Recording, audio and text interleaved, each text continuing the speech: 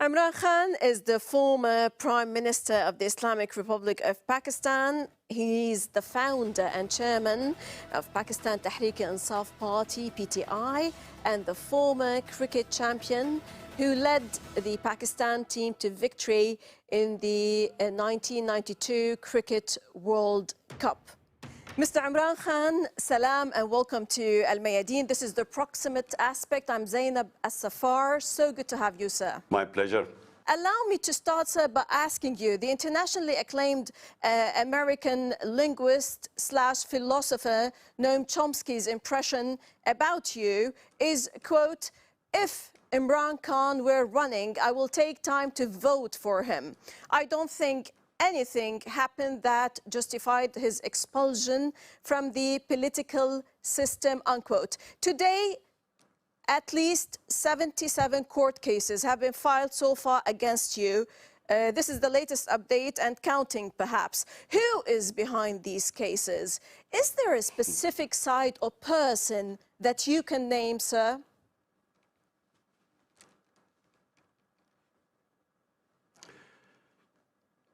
Well, we have been taken over by a bunch of criminals. Pakistan, the reason why our economy, which was going through its best performance in 17 years in terms of growth rate, in record exports, record agricultural production, record taxes, industrial growth, and IT exports were just improving. So a country that was going through its best period in 17 years as far as the economy went, despite 2 years of COVID-19, our government was removed through a conspiracy. The conspiracy was led by our ex-army chief. He combined with these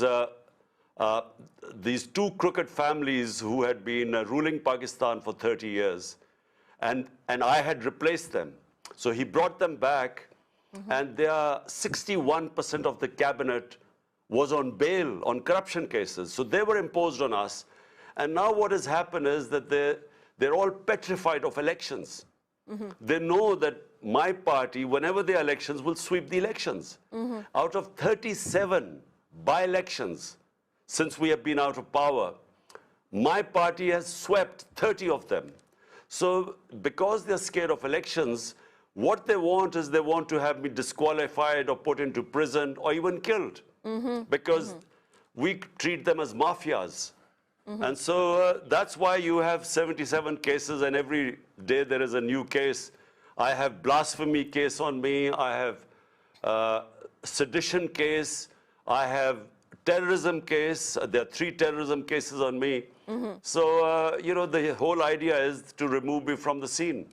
Right. So do you, sir, consider this as a political assassination? How do you confront this arduous situation? And what about the physical assassination? Who wants to liquidate Imran Khan? Give me a name, please, a specific name. Let's specify.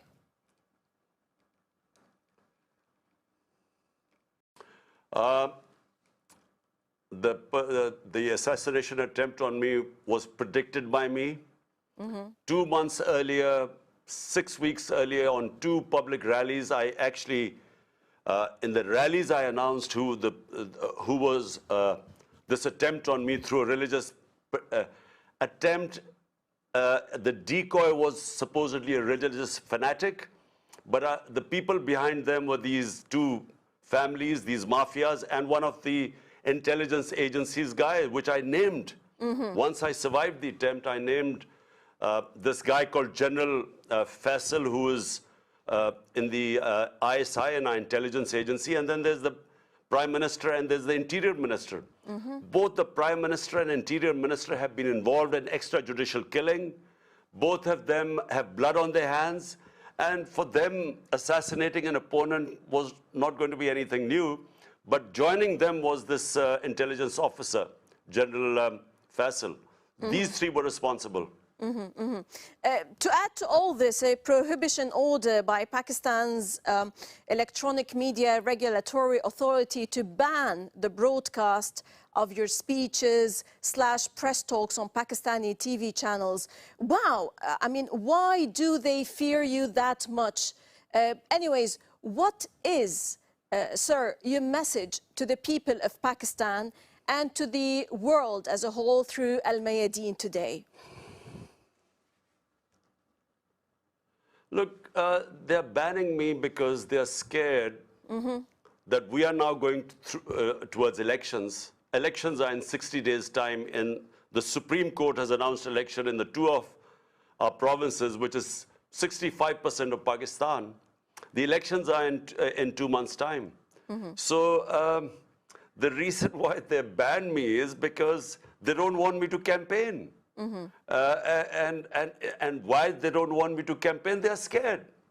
Because, as I repeat, out of 37 by-elections, where the government had been supported by the government machinery, by the administration, by the establishment, by the election commission, despite, and all parties on one side, 13 parties on one side, my party beat all of them in 30 of 37 elections. So they're all scared. And that's why they want me out of the way. Let's shift some gears and talk about the foreign policies. Mr. Khan, you have rejected the request of the EU ambassadors to voice an anti-Russian stance vis-à-vis the Russian military operation in Ukraine. How do you see the future of Pakistani-Russian ties and between East and West? Where does Imran Khan stand today, especially with the burgeoning of the China-Pakistan economic corridor? Well, look, first of all, you know, foreign policy is made for the benefit of the people of your country. So national interest means the interest of the people of your country. And foreign policy should protect the interest of your country. So when the European Union ambassadors asked me publicly, which is unprecedented, it's against diplomatic norms, they publicly asked me to condemn the Russian invasion of Ukraine. I asked them one question, that why did they not ask India to condemn the Russian invasion? Because India is a partner, an ally of the United States in what is called the Quad. So it's a strategic ally. So why did they not ask India? Why did they ask Pakistan? So that was my number one point, which is bizarre. I mean, how dare they interfere in our internal politics? Secondly, my idea of international relations, as I've just said to you before, are the 220 million people of Pakistan. We had negotiated with Russia, just like India, to get discounted oil, because after the Ukraine invasion, the price of international oil went up.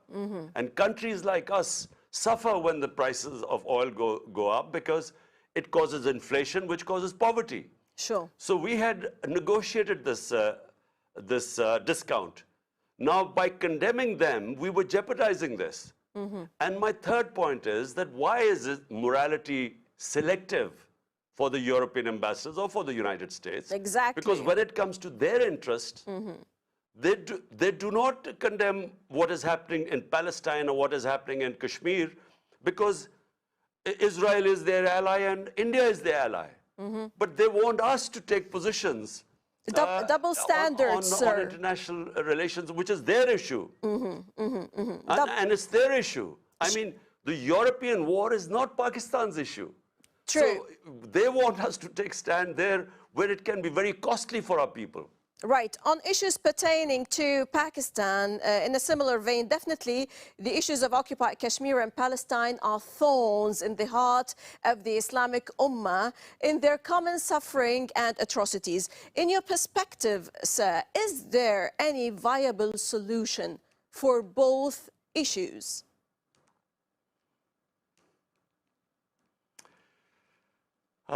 Kashmir, the only viable solution is giving them autonomy, independence. according to the wishes of the people of Kashmir. This was the world community through the United Nations Security Council resolution 70 years ago was promised to the people of Kashmir that they will be able to decide their own destiny through self-determination, through plebiscite, True. whether they want to be with India or Pakistan. So they should be given the right. You can't, use force, and you cannot, through the barrel of a gun, keep people enslaved. So that is really the only solution. But unfortunately, I have no hopes for the current government in India, the BJP government. And Israel is the same with the Palestinians. How can you deprive people of their right to live as free, liberated human beings? So it's the same thing is happening. Unfortunately, there is this very hardline Israeli governments that just, for some reason, will not understand that where are the Palestinians going to go? And how long will you keep them imprisoned like that, or in an open prison? You have to give them their rights sooner or later. Otherwise, this problem is not going to go away. But unfortunately, I don't see much logic and reasoning amongst the hardline Israelis.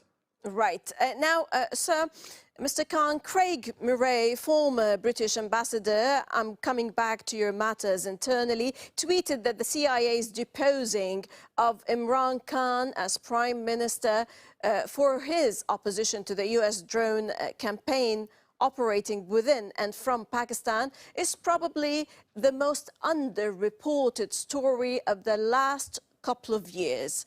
What is the reason for your categorical refusal, saying absolutely not for establishing US military bases in Pakistan? And how do you see the future of the relationship, perhaps, with Afghanistan after the US withdrawal and the Afghans breaking the shackles of slavery, as you termed it? Well, look, first of all, the reason why I said absolutely not, it's because Pakistan joined the US war on terror. 80,000 Pakistanis were killed. There was over $100 billion lost to the economy. We had over 400 drone attacks conducted by the US, bombings inside Pakistan, and a lot of the drone attacks killed innocent civilians. And the revenge attacks for the drone attacks were against the Pakistani security forces. And what did Pakistan get out of this joining the US war in the end? We were blamed for playing a double game. We were not even given credit for the sacrifices this country made for fighting their war. And so I'm not anti the United States. I think Pakistan should have good relationship with the US. US is a superpower, our trading partner. The most powerful expatriate Pakistani community is the Pakistani American community. So, I mean, we have to have good relationship with them. But, a relationship that must have dignity and respect. Right. Mr. Imran Khan, as a political leader, how is your relationship today with the West Asia region, with the Arab and Islamic world, especially Saudi Arabia and Iran, knowing that you've always played the role of the mediator in fence mending in many turbulent issues among countries in the region? Well, look, we have a terrible situation in the Muslim world. Most of the countries are going through conflict. I mean, you look at the Muslim world, Syria, Afghanistan is just after 40 years, there's peace there. But then, the tensions between the Muslim countries, and I feel that, we are lagging so far behind. The world is leaving us behind. And we are involved in petty conflicts and we can't resolve our differences. You just look all over Somalia, Yemen, All over, there's conflict. And then tensions between, Iran is our neighbor, and Saudi Arabia is one of Pakistan's closest friends. So the tension between them affects us. And, and Turkey, Turkey is a powerful country, Muslim country. And then there were tensions before, but I'm glad Turkey's tensions are gradually easing with the Middle Eastern countries. And so, the more your tensions disappear, the more you trade between them, the more there will be prosperity, in the Muslim world. Sadly, it is not the case right now. Right. So that's true. Pakistan is facing unprecedented economic challenges owing to multiple factors, as you said. Might you tell us how to pull out the country from the current economic quagmire, as you termed it? Do you actually have answers for this dilemma, sir? And are there talks behind the scenes, behind closed doors, about the need for Pakistan to give up its nuclear weapons program in exchange for its economic rescue? Well, the way Pakistan will get out of this economic mess is to have justice and rule of law. You must remember that countries that have rule of law are prosperous. Countries which have the law of the jungle are called banana republics, not because of lack of resources, but because they don't have laws. Civilizations throughout history prospered which had relatively better justice system and rule of law. So Islam, when it prospered and when we call the golden age of Islam, it was when our Prophet Muhammad sallallahu alaihi wasallam set up the state of Medina based on a justice system of rule of law. And it is rule of law that liberated the people. And that's how they became world leaders. So that is the number one thing in Pakistan. And now when you talk about the second issue, it is worrying all of us. Because, if there was no threat from a neighbor 7 times the size of Pakistan, which is India, we would not be worrying. I'm not very pro-nuclear weapons anyway. But the fear in Pakistan is that at the time in India, there is an extremist, a racist government in power with an extremist ideology. And so therefore there is a worry that if it's 7 times the size of Pakistan, if we do not have the protection of a nuclear cover, Pakistan's security would be at stake. So therefore, I don't know what is happening behind the scenes, but if worry is that if you're economically bankrupt, then there would be a pressure for us, to give up our nuclear weapons. And this has been a worry of Pakistanis for a long time because of the insecurity bred by a neighbor 7 times the size of Pakistan. You have announced recently that you have forgiven everyone, including those who attempted to take your life in Wazirabad last year, for the sake of the country and the journey towards real independence, or fighting for the haqiqi azadi, or true freedom. What is your strategy, Mr. Khan, in this sense? Though some might argue, well, you have burnt all your boats with major decisive elements in Pakistani politics, on top of which the military is